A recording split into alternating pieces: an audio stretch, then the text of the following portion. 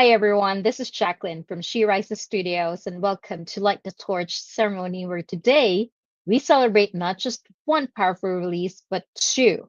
We are thrilled to spotlight the back-to-back launch of Stretch the Truth About Excuses That Keep You Small and Stretch Junior. For the bold adults ready to break through their comfort zones and ditch polished excuses, Stretch is your unapologetic call to lead yourself with intention, truth, and action.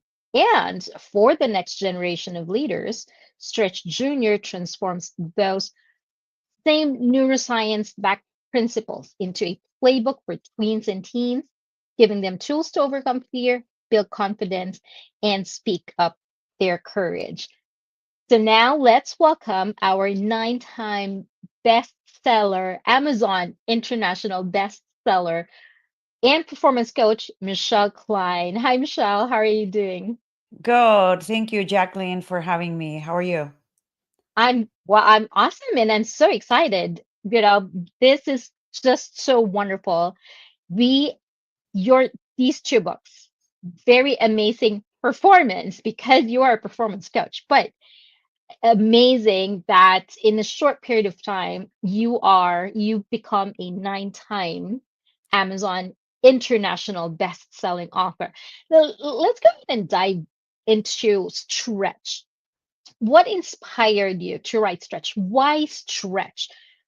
Was there a moment that have pointed you, made you realize, I want to teach people this? So, yes, there was a very specific moment that triggered the title of the book and everything else that was going to come with it. But I can't tell you what that moment was. You're going to have to read the book to learn that because I outline it in the introductory chapter. Mhm. But let's just say this. I do a lot of work with high achieving, high performers, humans, right? And I know that there is a pattern. And Mm, in that pattern comes the realization that we have to create a little bit of awareness, but not just the awareness that comes from a motivational self, personal development type of book, but more so like, how do I activate people mm, so that we don't remain stuck where we are, or we don't continue spinning our wheels, or we don't continue listening to all these lies that your brain is telling you just to keep you safe, because that's the main job of your brain. And in the process of writing Stretch for Adults, as I was approaching the end, I find a very similar pattern with different labels in the kids that I work with. I work with high mm, achieving kids between the ages of 11 and 17. Um, and I realize like it's the same pattern, different labels. Stretch needs to be extended to kids. So I created a shared language mhm. specifically curated for the age groups, but where at the same time, if you're a parent, you can, or a guardian, you can have these hard conversations about personal growth while at the same time and get the understanding of the why this is happening, right? Mhm. You see posts on social media talking about people being broken. Well, guess what? You're not really broken. It's just the way the brain operates. So there's a little bit of that. But then there's major activation in both books. And through that major activation and that shared language with the different labels depending on the age group, it creates a different sense of connection between Mhm. the adult and the child, because now everyone is growing their own way, and you have this opportunity to share those moments of growth in a way where you're speaking the same language and you're connecting um, differently, and creating perhaps conversations during the dinner table, and facilitating those harder conversations between both generations and making it an experience through two books.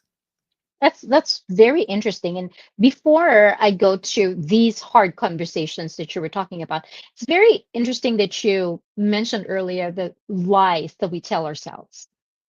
And I understand that, I believe that these lies that we tell ourselves, it starts both when we were still young, all the way for our adulthood. Which excuse do you believe keeps most people playing small? Why do we keep it, why do we keep ourselves stuck in playing small?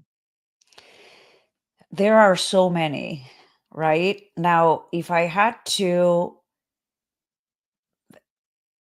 choose one that is equally heavyweight between both Mm, age groups, I would say is the feeling of not being enough. That shows up in both adults and mm-hmm. kids, right? And I think that has a lot to do, you said the lies start when you start growing up. Now, Yes. if we can get ahead of that with a younger generation and better prepare them with the tools to activate that change early on, then eventually we're not going to have as many adults in that same boat, right? But the feeling of not being good enough, we're exposed to so much of everyone's stories nowadays, and we're constantly comparing. That's what we do. We look at other people, we look at other lives, we look at other professionals, we look at other kids, right? Even as parents, maybe you have several sibling children and you're comparing among siblings. So that creates that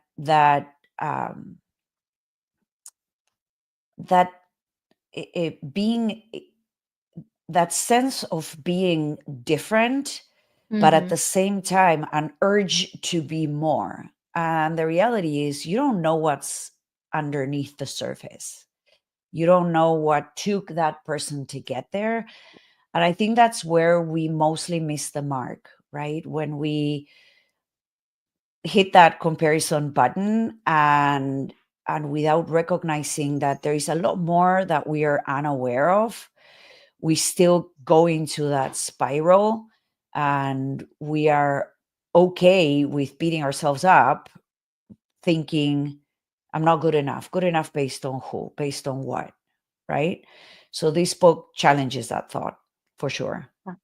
That's wonderful, and very interesting. And you mentioned the hard conversations that we needed to start talking about. And as adults, it's already difficult for us.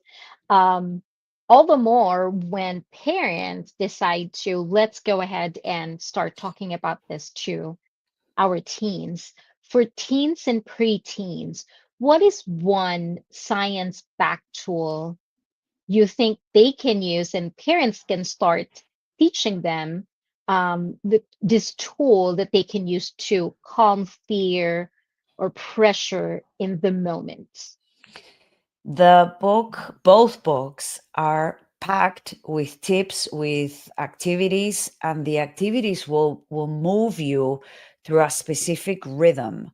On the one hand, we create awareness through a self assessment, meaning like four Mm, different questions that you can ask yourself specific to the chapter's topic. But then on the other hand, how do you apply the transformational tool, and then how do you activate it? Right now, one tool that is really powerful and that is presented in both versions of the book in their own way so that the reader can actually connect with the tool is understanding where that voice comes from, right? So when you're thinking I'm right. not good enough, when you're thinking it's actually not the right time right now, well, is it not the right Hmm. time? Does the perfect time even exist? Or are you just holding back? And if you are, what is stopping you? What's that fear called, right? So naming that voice and understanding, when does the voice show up? Is there a pattern? And then what are we going to do to regroup and face the voice when the voice shows up. So both books target the same tool in their own way, but it's a powerful way to detach yourself from the emotion that that voice is helping you feel. That's wonderful. And it's very insightful. And the one thing that's great about this particular book is, as you mentioned, it's not only talks about these tools, but you help them apply it in a especially for the parents that wants to help their teens in a more subtle way where it's not pushy, it's not, there's no pressure, it just flows.